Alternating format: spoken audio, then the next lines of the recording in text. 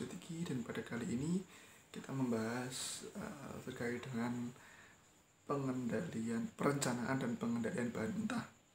Seperti yang kemarin di materi yang kemarin, yaitu perencanaan dan pengendalian penjualan, perencanaan dan pengendalian produksi, dan sekarang perencanaan pengendalian bahan mentah. Tiga hal tersebut saling berhubungan, mengingat bahwasanya bagian dari penganggaran, yang pertama kita harus mengetahui dulu berapa penjualannya, berapa kira-kira yang forecast penjualannya. Ya, dari hal-hal tersebut kita akan lihat kira-kira kalau memang penjualan di tahun-tahun sekian akan ketemu produksinya sejumlah sekian, maka pertanyaan berikutnya adalah berapa bahan mentah yang dibutuhkan. Oke, dan saya ingin memberikan sebuah wawasan, sebuah apa ya, wawasan juga, wawasan bahwasanya apa sih bahan mentah itu dan seperti apa bahan mentah. Bahan mentah di sini ada dua, yaitu bahan mentah direct dan indirect, atau bahan mentah langsung dan bahan mentah yang tidak langsung. Apa yang membedakannya dan apa sih bahan mentah? Bahan mentah itu adalah bahan yang mencakupannya adalah keseluruh bahannya, termasuk juga bahan baik suku cadangnya yang berhubungan dengan produk tersebut. Nah, itu kalau kita berbicara tentang bahan mentah langsung, maka tidak ubahnya biaya langsung, ya, atau biaya variabel, yaitu biaya yang dikeluarkan yang mengiringi, atau mungkin biaya yang dikeluarkan seiring dengan banyak produksi atau mungkin unit produksi yang diproduksinya. Nah, kalau begitu bahan mentah langsung adalah bahan mentah yang dibutuhkan seiring dengan produk yang diproduksinya. Oke, kenapa ini penting? Bahan mentah ini penting karena mengingat bahwasanya bahan baku bahan mentah itu merupakan vital perannya, luar biasa perannya. Apalagi semua produk itu pasti punya bahan mentah, ya kan? Dan dengan melihat forecast maupun perencanaan penjualan maupun perencanaan produksi, harapannya adalah jangan sampai bahan mentah ini nganggur. Dalam artian nganggur, dia tidak terpakai, atau karena penjualannya 1.000 kita nyetoknya itu 100.000, sehingga ada banyak sekali bahan mentah yang tidak terpakai karena sirkulasinya tidak sesuai dengan produktivitasnya. Jadi menghindari hal tersebut, atau yang lebih simpelnya, kita pun juga punya sebuah cadangan bahan mentah. Jangan sampai hanya untuk memproduksi gitu baru belanja. Kalau memang seperti itu yang terjadi adalah kita sangat sensitif dengan harga pasar. Dan kita pun juga tidak akan punya namanya stok, atau tidak punya namanya persediaan bahan mentah, sehingga itu akan menjadi permasalahan baru dalam perusahaan. Baik, saya pada kali ini saya ingin mengilustrasikan ada beberapa hal yang nanti akan saya jelaskan. Yang pertama ada anggaran bahan mentah dan anggaran pembelian bahan mentah, terus anggaran biaya bahan mentah yang habis untuk produksi. Karena nanti penjelasannya akan saya jelaskan ini dengan ilustrasi perhitungannya. Begitu juga dengan pengendaliannya. Pengendalian dalam arti di sini bagaimana cara kita mengendalikan bahan mentah tersebut. Oke. Baik, yang pertama saya akan ilustrasikan. Untuk angkanya saya tetap menggunakan angka yang dahulu. Saya tetap menggunakan perhitungan yang dahulu, masih di perhitungan di mana penjualan merembes kepada produksi, dan produksi sekarang masuk kepada bahan mentah. Oke. Formulanya di sini adalah anggaran bahan mentah. BM itu bahan mentah. Anggaran di sini terdiri dari kebutuhannya, atau mungkin unit bahan mentah berapa sih yang kita butuhkan, ya kan ya. Oke. Kebutuhan bahan mentahnya adalah unit produksinya. Kalau kemarin kita mengilustrasikan 2011 unit produksinya sebesar di 2011 unit produksinya sebesar 20.660, ya. Berapakah kebutuhan bahan mentahnya? Kalau kebutuhan kemarin penjualan sekian, maka produktivitas yang harus diproduksi sekian. Terus pertanyaannya, berapa bahan mentah yang harus ready? Ya. kebutuhannya berapa, yang dihargakan berapa. Nah, sebelum kita masuk itu, kita harus tahu dulu ini apa, produknya apa, dan bahannya seperti apa. Begitu juga kebutuhan untuk memproduksi satu unit itu butuh berapa. Ibarat kalau misal ini ya, ini industri kain, maka industri baju, maka akan ada di mana satu baju itu membutuhkan 1 meter kain. Mungkin seperti itu. Kalau memang ini industri minuman, misal kopi atau misalnya yang lain, 1 gelas kopi itu membutuhkan 60 gram. Demikian 10 gram, 20 gram, 30 gram, atau bahkan 60 gram dari kain, 60 gram dari kopi. Itu nanti akan ketahuan. Baik, dan di sini kebutuhan bahan mentahnya adalah unit produksi dikalikan dengan standar pemakaiannya. Oke. Dan nanti di sini kebutuhannya berapa untuk bahan mentah tersebut untuk satu unit. Katakanlah ini ambil aja ini bisnis kopi gitu kan ya. Satu kopi itu rata-rata membutuhkan 20 gram kopi. Kemudian ini pakai 20 aja. Berarti unit produksinya atau mungkin kebutuhan bahan mentahnya adalah unit produksi dikalikan 20 gram. Ketemulah 41 3 200. Oke. Kebutuhan bahan mentahnya adalah 413.200. Oke, dan sekarang pembeliannya. Oke, berapa yang harus kita beli dan berapa yang akan terbeli, atau mungkin berapa yang harus kita keluarkan untuk membelinya. Oke, nanti akan kita lihat di sini. Nah, data ini 413 ini akan kita gunakan dalam rangka melakukan pembelian, yaitu anggaran pembeliannya di sini adalah kebutuhan bahan mentahnya ditambah dengan persediaan akhir, sama seperti ketika kita kemarin menghitung anggaran produksinya. Ya. Oke, kebutuhan bahan mentah berapa tadi? 413.200 ditambahkan dengan persediaan akhir. Misal persediaan akhir di tahun itu adalah 50.000, maka ketemulah di mana jumlah kebutuhan sementara ya, itu adalah kalau kita tambahkan 463.200. Oke. Nah, jumlah kebutuhan sementara dikurangi dengan persediaan awal bahan mentah, ya, ketemulah bahan mentah yang dibelinya. Misalnya di sini persediaan awalnya adalah 100. Oke. Kurangi. Maka di sini ketemunya adalah 363.200. Oke. Maka dari kebutuhan bahan mentah tersebut yang dibeli adalah sebesar 363. Kenapa kok seperti itu? Karena kita masih ada kebutuhan yang dari yang kemarin, kebutuhan persediaan akhir yang kita tambahkan dan juga persediaan awal. Oke. Baik. Dari bahan mentah yang dibeli tersebut, maka pembelian bahan mentahnya kita pun akan ketahuan. Berapa sih kira-kira pembelian tersebut? Atau mungkin berapa yang harus kita keluarkan untuk membeli bahan tersebut? Misalnya,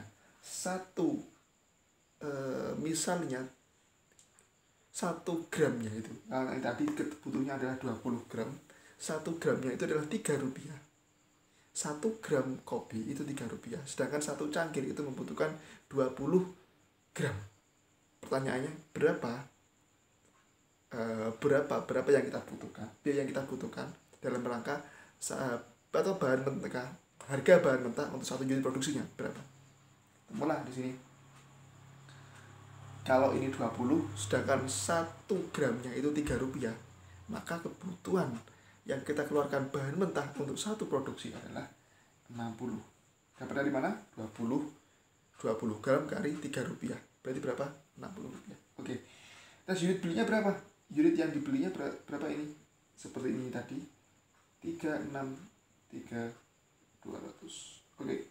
Maka dikalikan, maka pembelian tersebut berjumlah sebanyak 21.792.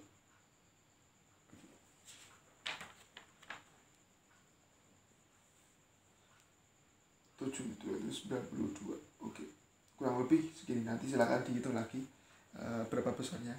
Kalau tadi saya menghitung kurang lebih seperti ini. Baik, jadi pembelian bahan mentahnya, kebutuhan produksi sekian, bahan mentah yang dibutuhkan sekian, ya kan ya. Satu unit membutuhkan bahan mentah sebesar 20 gram, ya kan.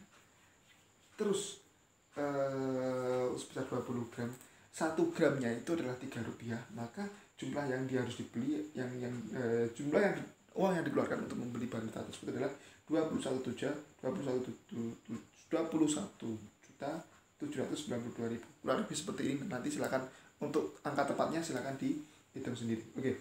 Terus yang terakhir adalah anggaran biaya bahan mentah yang habis untuk produksi. Oke. Jadi gini, ada di mana anggaran biaya bahan mentah itu hanya beberapa yang ada yang digunakan untuk produksi, beberapa tidak digunakan dalam produksinya. Ya. Kenapa kok seperti itu? Ya, karena karena gini,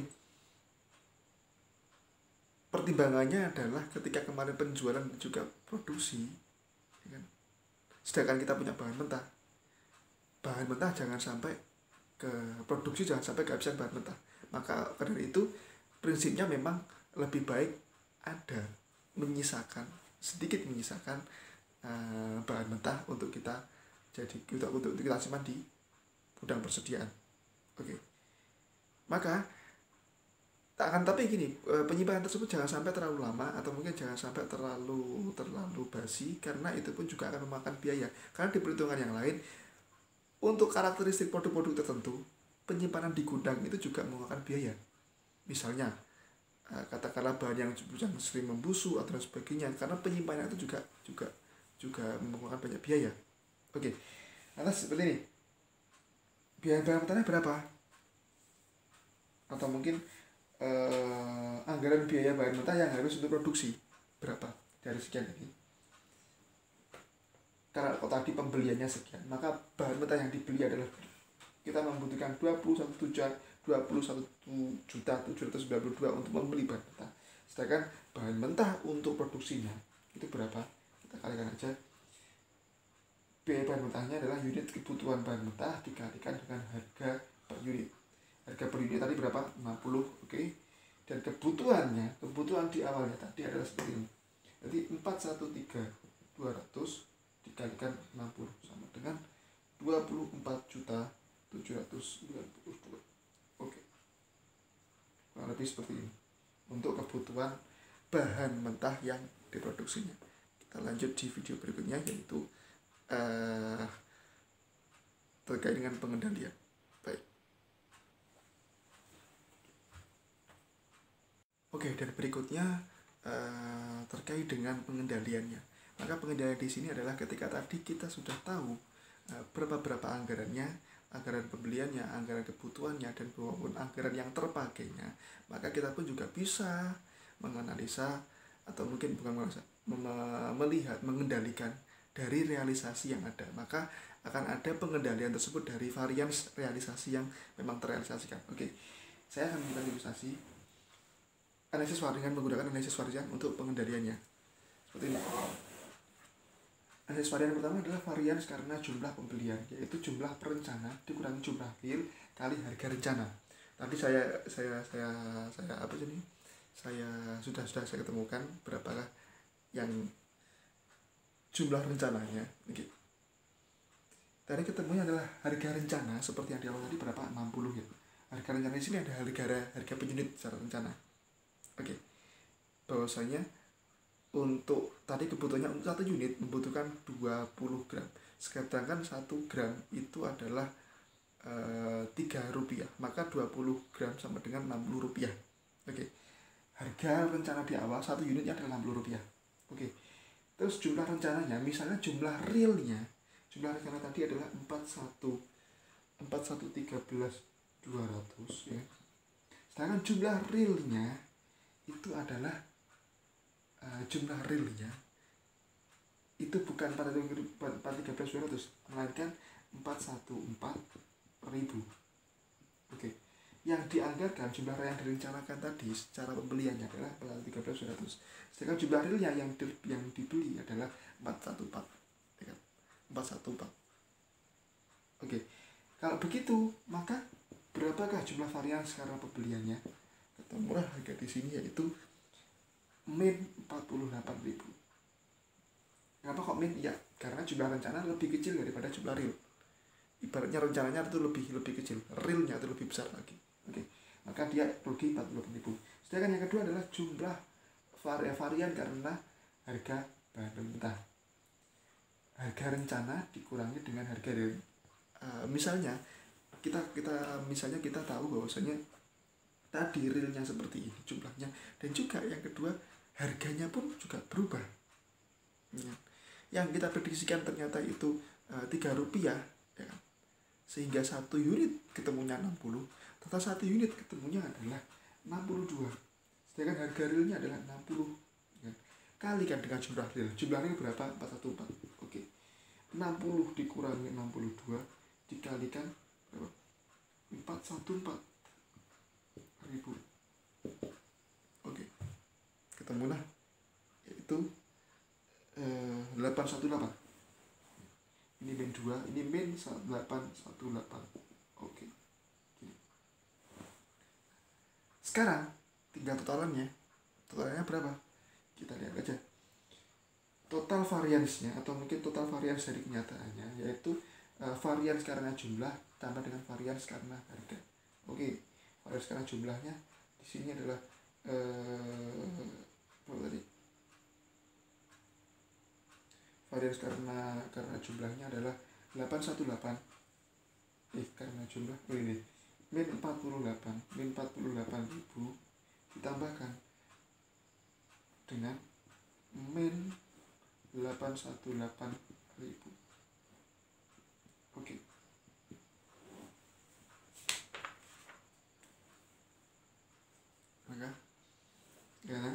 Maka di sini ketemunya adalah min 866.000. Oke, dari kita bisa mengetahui bahwasanya dari yang direncanakan dan dengan realisasinya bahwasanya adanya harga yang berubah mengakibatkan minus yang berubah harganya dan juga berubah pada kebutuhannya, yang realisasinya adalah sebelum sejumlah 414 dari yang awalnya yaitu 413.200, sehingga dalam hal ini kerugian yang harus ditanggung yaitu sebesar 866.000. Oke, itu adalah salah satu fungsi pengendalian dari bahan mentah. Untuk pembelian bahan mentah ternyata over sebanyak 866.000. Harapannya adalah ketika kita mengetahui perencanaannya dan kebutuhannya, mungkin hal ini akan lebih meminimalisir yang namanya kerugian. Baik, terima kasih. Kalau memang video ini bermanfaat, silakan like, comment, share, and subscribe. Saya Dio Sidiki dan terima kasih.